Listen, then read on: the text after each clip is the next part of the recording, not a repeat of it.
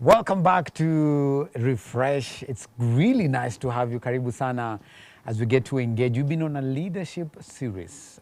We had Reverend Albert Shitakwa leading us.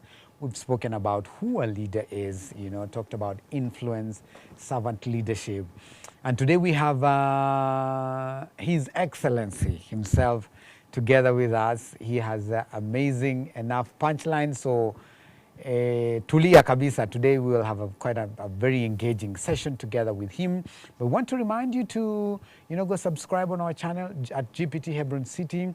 That's Refresh. It will be great for you to, get into, watch some of these videos, get to learn, get to grow, get to be refreshed, get to be inspired, and definitely be transformed and renewed. Karibu sana. My name is Anthony Ndiema, and we are with Reverend Obwanda, Joseph Obwanda.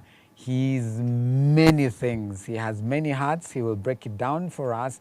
But he runs also quite a number of other initiatives. One of those is Heshimika, all right, forum.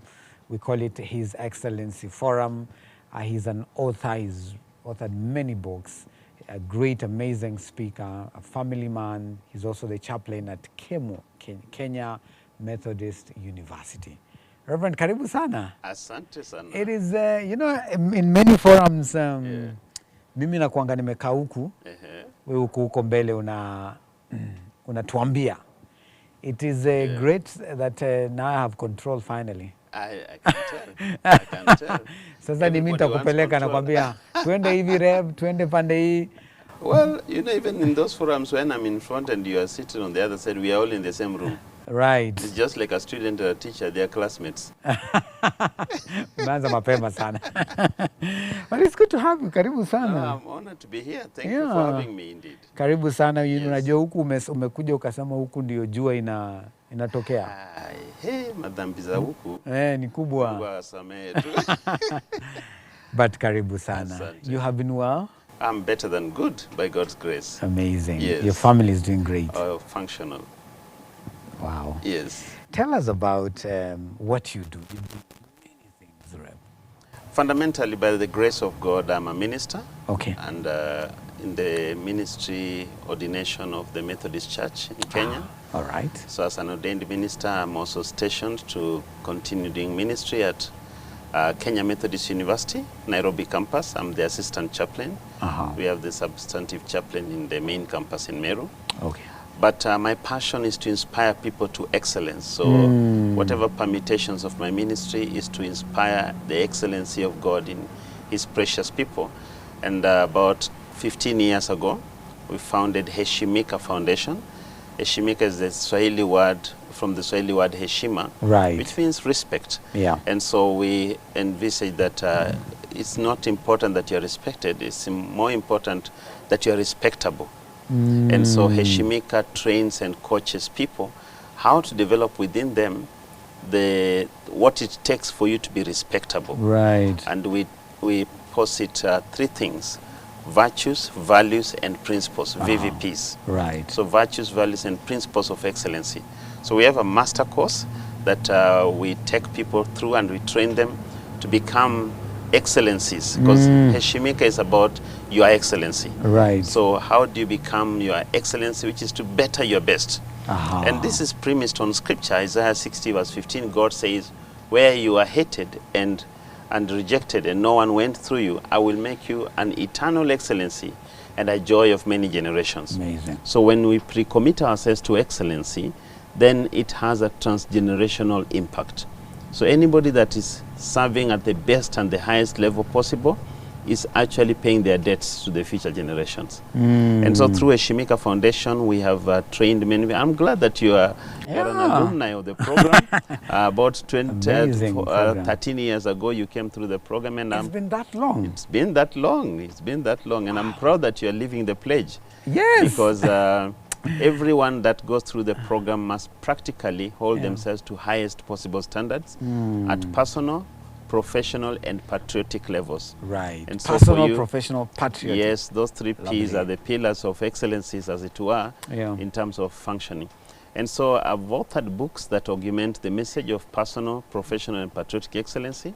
I do a lot of talks, keynote addresses, coaching sessions, all to drive that. But right now, I'm more excited, Anthony, about us having a country where everybody is somebody, in so far as everybody is an excellence in their own right. So we envisage driving this big campaign, Kenya Istahili Heshima. Heshimika, Kenya Istahili Heshima. That's the third line of the third stanza of our national anthem. Right. And those who come into this campaign, we organize them through the framework of AMEN. AMEN stands for A Million Excellencies Network. It's just a critical mass of a force of good. Good people need to stand up, because when good people don't, the bad people thrive. That's true. And we need to just say there's better yet to be expressed of us as Kenyans and Africans by extension, so that we bring out the best that God put in us. And I'm glad my friend and mentor and inspiration, Professor P.L. Lumumba, for the last 20 years, he has been my support and my co-commissioner of the Excellency course, and I take this opportunity to honor him as well. Amazing. Thank you. I mean, what an introduction. Well, that introduction is... Just saying what it is. We can break it down into 20 hours of conversation around that. And thanks for making time to be with us. I'm interesting. After I attended the forum way back, about 13 years ago. Yes, yes. It has stuck in many ways. It has stuck in many ways. One of the very simplest ways is because I attended it with my wife. Yes, I remember. And your wife came for another cohort reinforcement cohort. That's true, which I need to find. You must, because it has improved. It's much, much better, bigger, and more grounded and maturer. So we know exactly what you're talking about. Amazing. So I call her My Excellency. That's a good one. She calls me My Excellency. Absolutely. If you check out my phone, that's it. It's never changed. My I like that. Indeed. Yeah, Indeed, she you is. can see that. I salute Excellency Ngeno. You are celebrated, not tolerated. So Rev, we've been doing a series on leadership. And Reverend Chitako has really helped us to break it down. But from your perspective, and I wanted to just to draw wisdom from where you come from, bearing in mind that you run programs around, values, virtues, I really wanted us to understand, and for this first episode, we'll just delve into the issues of vision.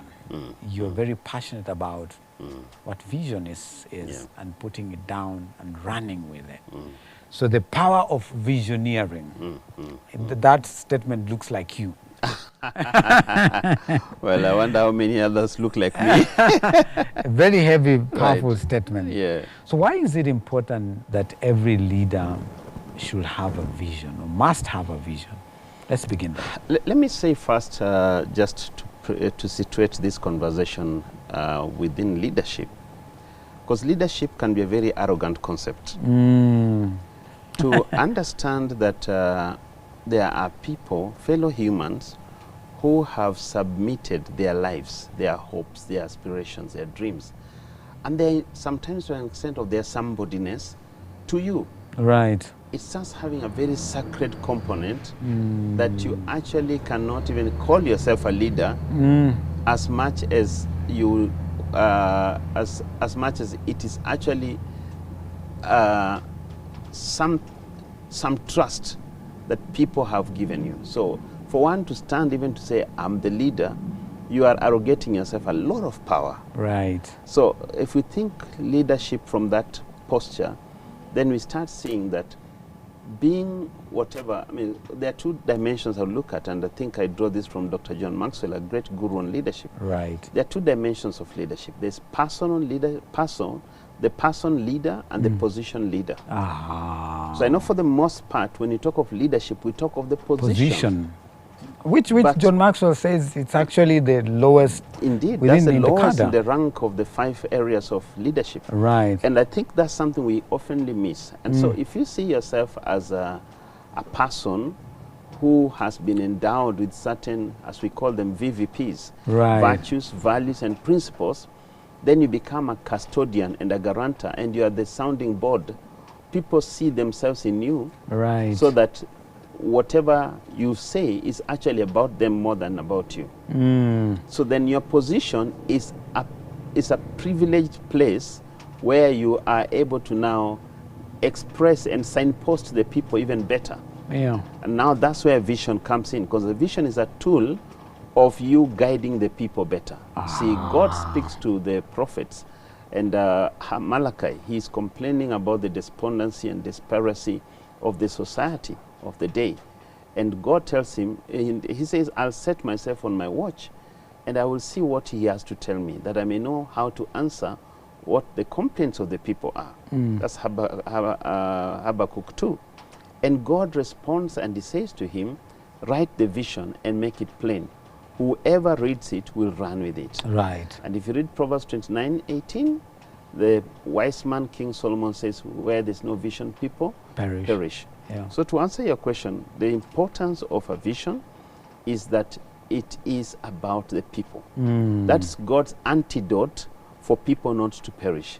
It sparks hope, it sparks meaning, it sparks direction, and anybody that says is a leader that does not have a vision as their tool of trade, right, then they forsake their legitimacy. Yeah, because where are you leading us to? Others are like an accident looking for a sin to happen. Right. Yeah.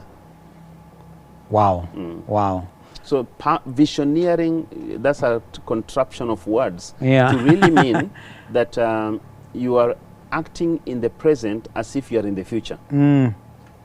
You're acting in the present as if you're in the future. Right. So that you're driven, energized, empowered, enthused, and excited about the possibility of that vision becoming a reality. So it demands on your lifestyle today as you would want to see it tomorrow. Right. So it brings a lot of discipline because you're visioneering. That's true. Yeah. You can't take people where you even don't know yourself. Absolutely. That's the paradox of a dirty soap seller.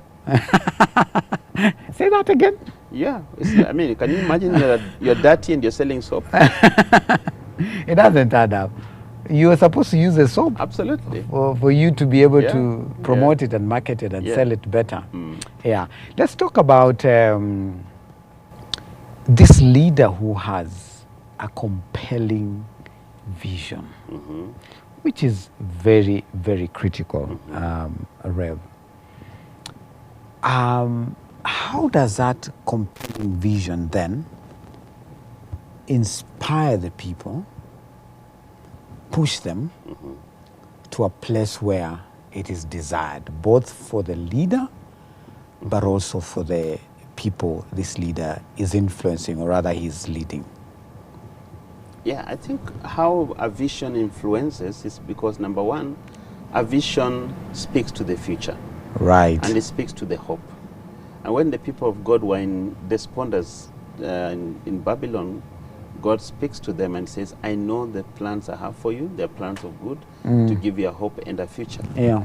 And that was to say that in their situation at that moment, what they need is to have a tomorrow to live for. Right. A tomorrow to wake up to. So the vision inspires the leader and the followers, as it were, at once, in that they have a point of convergence. They have a point of agreement. It's sort of is the contract. That's our point. That's the one thing we are both agreeable on. Yes. It's not now, because the moment you change it, then we are not compatible. That's true. So if you told us this is what you're going to do, and we agreed with you and endorsed you to be our custodian of that vision, because a leader is a custodian of the vision. That's true. So you can't start midstream and you change the vision and you say, okay, by the way, guys, it's different. You can change tactics, you can change strategies, but you don't change the vision. Yeah. Because then you have shortchanged the people. Right. Yeah. So I think that is something that any leader and the followers must constantly be vigilant about, that the original motive, because a vision is the original motive why the relationship began. Right. So like the Green Pastures Tabernacle. Tabernacle Hebron City, Yeah. there's a vision of the house. Yes. So everybody comes around that Plugs vision. into that vision. So we have different ways of expressing ourselves, but around the vision. The moment the head minister, who is my good friend, Reverend Albert, yes. starts changing the vision, then it becomes something else, and people who came, they didn't come necessarily because of him. Yeah. People buy into the vision. Right. Of course, and Albert is handsome. You'd want to be around him. But beyond that, he must, it's a question of the container and the content. Right? So you can have a good container, but at the end of the day, people want to interrogate the content. That's true. So I think that is why a vision constantly is a source of inspiration. Yeah, because until it's realized, then the journey continues. So that's very key. So the journey continues until... Absolutely. Do you get to a point where you entirely realize the vision? What happens when you get to that point? Do you then... Is there an opportunity to change the vision? Or how often should you change the vision? I would think it's like water. It takes different forms. All right. So it can be liquid, it can be solid, or it can frozen? be gas. Yes. But either way, it is relevant. So there's no time water has stopped being relevant. We keep finding different permutations to using it. Right. Right? That's so true. It's the same way. If the vision of the house, say, is to disciple Christians to maturity, all right? When they are mature, there are many other ways that vision, which is for their maturity, can still be more. It can morph into other dimensions of expressions. That's right. Yeah. And I mean, and of course, getting to maturity, there's an opportunity. Then, how do you use your maturity? Exactly. Why do you need it? What is it for? Yeah. So it just keeps morphing, right? Absolutely, absolutely. Because a vision is, what I say, is the playing field. So once you own the playing field, you can have more games in that playing field. Right. Yeah. Rev, let's talk about something a bit controversial. Yeah. I know you don't mind that. Well, controversial things love me, but I relate with them. Let's talk about political leadership in our nation, to be more specific. Have we gotten to a point where we can say our political leaders have a vision, and on general terms? I mean, they do have a vision. What we do not know is whether it's something we can relate with. Because you see, the moment you say you are a leader, you forfeit your right to have your own vision. A vision can never be personal. Yeah. That now this is my vision for the country. Of course, it is yours, but not for the country. Yeah. If it's for the country, it has to be the country's vision. Right. And the country is the people. The country is the people. Yeah. So, see, the scriptures say that my people perish for lack of knowledge. Where there's no vision, people perish. Yeah. All right? And so the vision is a people's product. It can't be the leader's product. You are privileged to be able to understand the people, articulate it, they connect with it, and then from that moment on, it's no longer yours. Right. Right? So, for example, we have something called Vision 2030. Yeah. How many Kenyans even know what that thing is? Very few. All right? Probably those who crafted it. Yes, those who crafted it. So the issue is, how does it become something that is owned by the people? Because the crafters of it, possibly by the law of natural deterioration, they may not even be in existence in 2030. Yeah. But is it something that future generations can say, this is what set us off in the journey of this political renaissance? Right. Right? And so I think any person that is privileged to be a leader must see themselves as a custodian of the vision. Right. So that everything that they do is guided by the vision. You said at the beginning that it's more of like our conversations, we don't have railguards, but I think a vision is actually the guardrails. Guardrails. So that when somebody veers off the road, those guardrails bump them back.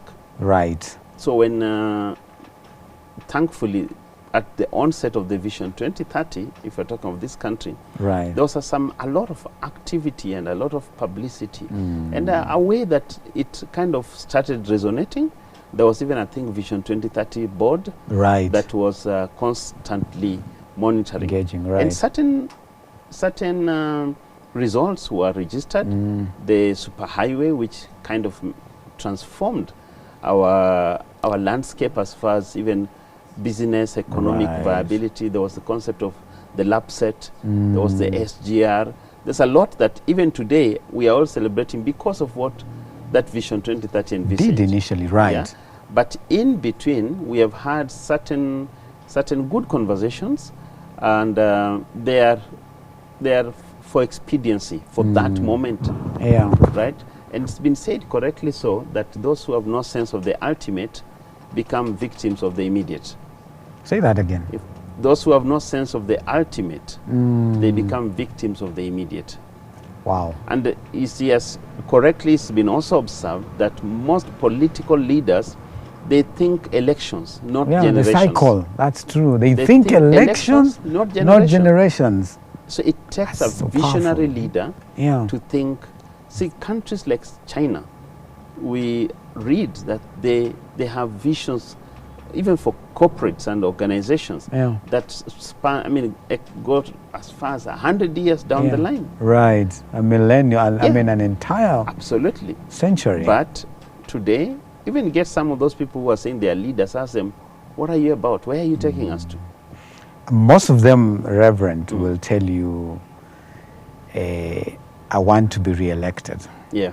So they're looking at that 5-year period. What happened? What do I need to do now to be re-elected? Yeah. So it's very myopic and very short term, right? And remember when I began by saying that that's why leadership can be a very arrogant concept. Yeah. Because you believe you know it all, you have it all, Yeah. you are the ones, you are actually the Messiah, you are the one to bring solutions, that you don't need to ask people. That's why our constitution had to stop that madness Yes. and demand that people participation must be a legal requirement for whatever a leader wants to do. Right. So a leader does not just come up and say, my vision is by the end of this year, you will all be, question is, how is it about us? Because you Yeah. said it's my vision. That's so now true. let us have our vision. Right. Yeah. How do we plug into Yeah, and that? then that's why I think what we call politics in our context and in Africa at large, it's still yet to be fully understood what is it, in my view. Because it's a lot of power plays, it's a lot of self-preservation, Right. it's a lot of there's everything just wrong with the arrangement of what we call politics. Yeah. And that's why if you start adding even political leadership in the same line, it's a very complex matter. It is. It's first let's finish with politics, then you come to leadership. Those are two different seminars. Right. I love that. Yeah. Do you see things changing in that space, especially where leadership is concerned? Is there a renaissance? Is there hope? Is something happening? We have to be captives of hope. We must keep hope alive. We must Should be not the last despair. thing to die. Absolutely. But tyrants have come, dictators have come, Yeah. worst people have come in the name of leadership, or call it bleedership, all right? They bleed the country. And they've hemorrhaged the system and Yeah. society. But what happened? They ended. And no matter how hot the sun is, it must set. Our responsibility is to be alive by the time it sets, that we wake up for the tomorrow. Right. And so I think there's no doubt that whatsoever problems that the people who are pretenders to leadership have created, that there'll be those problems will be solved. Right. Somehow they'll be solved. Right. They will end. Yeah. But it's that we have to keep on reimagining leadership. We have to keep on reinventing leadership. Right. And asking ourselves, what will be the new standard of what we call a leader or leadership? Right. And that's the one thing, for example, Heshimika, we are trying to do. You are part of the Your Excellency Awards breakfast, which Right. was to Round celebrate table, men yes. and women in this country last year who we put out a public conversation. Can we recognize who is actually a role model in the different sectors of influence in our society. Right. I was not surprised because majority of those people who were duly publicly nominated and elected, Yeah. I mean, the public just They know. They kind of converged around certain individuals, and there was no argument. Right. This person has actually excelled. Yeah. In so this when field. you talk of family in our country, there are many people who are, but indeed, Dr. Stanley Mukolwe is a paragon consistent in that area. Right. All right. When you talk of education in TVET and colleges, Dr. Ekra Ndungu is definitely a paragon in that area. When you talk of, I mean, and we have great men and women, even Supreme Court judges, who the society agree that this person is actually the best of us. And I think we want to say, if we can democratize leadership. Yes. So that leadership is not seen in one lens, through one lens, right. Because by the time we are talking about politics, what are we talking about family? What are we talking about education? Right. What are we talking about media? Yes. What are we talking about entertainment? What are we talking about business? Yes. Because all those people who are in those spaces are as important as political leaders. That's true. And that's why I think, was it Winston Churchill or one of those global icons in leadership said that politics is too serious to be left to politicians. It's too serious because it affects That's everything. very true. Oh, yes, it does. Yeah, we cannot have one individual with one area of preference, which is politics, to be the one to have to be an expert in everything. Yeah. You're the expert on health, you're the expert on agriculture, you're the expert of injecting and infecting cows, you're the expert of, I mean, of course, you may have knowledge, but you can't it's be arrogant to believe that I know everything because you're trying to negate the existence of other people. That's true. If I know it all, then what am I telling God? He should not have created you. He should have just created me alone to solve all the problems. Yes. But the reason why the wise God created different people is so that we can cross-pollinate our energies. That's true. So let's demystify politics and see that there's not only one area of our existence. Right. And all those areas, they need leaders. So we in our next episode, we'll be coming to that later on. We'll be talking about the habit of excellence. Okay. But as we bring this specific one on visioneering to an end, so I have a vision. Yes. I have the bigger picture. I have the long term, I have the short term goals, but then I also desire to achieve immediate results.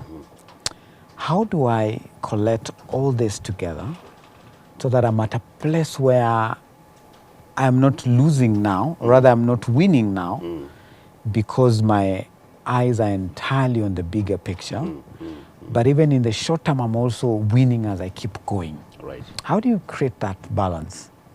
You know, in our Excellency Master Course, and I'm glad you're part of it, and I need to interrogate you on that. Yes. One of the things we train people is to have,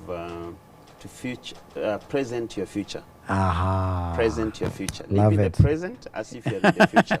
Yes. And we encourage our mentees to come up with a 10 years personal excellency manifesto. Yes. So that you start with the end and then break it down. So 10 years, what do you see yourself being? Because a vision is what you see yourself being and doing. That's what a vision is. That's true. What you see yourself being and doing. Okay. So what do you see yourself being and doing 10 years from now? Yeah. And we look at the 7 areas of foundational areas of excellency life. Your faith, your family, fulfilling your purpose, your finances, your friends, your fitness and health, your future legacy building, and so on and so forth. Right. So you see, 10 years I see myself living in financial independence, worth a portfolio of this much. Right. All right? Then I break it down. What does that mean in 5 years? So 5 years, then I see myself having invested in industries that has potential to, in another 5 years, transpose me to the 10 years dream. Right. And what about in 3 years? Then in 3 years, I have had sufficient connections and set the systems that can move me to the next 5 years. 5 years, yes. And then what about in 1 year? Yeah. And we break it down to 1 week. Right. So after the commissioning ceremony, you begin the journey Right away. 1 week. So you plan with the end, but you start In executing mind? from the present. Now, right. And one of the greatest concepts that society has embraced from 1975 is this concept of paradigm shift. Right. And the proponent of it is Joel Baker. And Joel Baker is a futurist. And he has a very good anecdotal way of looking at that. He says, a vision without action is a mere dream. Action without a vision, he says, is a mere waste of time or something like that. All right. Then a vision with action creates a change. Okay. So when you have a vision that is infused with intentionality, Right. and action that is appropriate, constantly, every day, do something small and small towards the day. So break it down, Right. to say in a nutshell, that break down that big vision into manageable portions, Right. and then make it your lifestyle. Aha. Make it your life, so that don't have a vision that is so disjointed from your lifestyle. So for example, I hear people have a vision for their ministry. Right. All right. So then they have a vision for other components of life, but synthesize them. What Dr.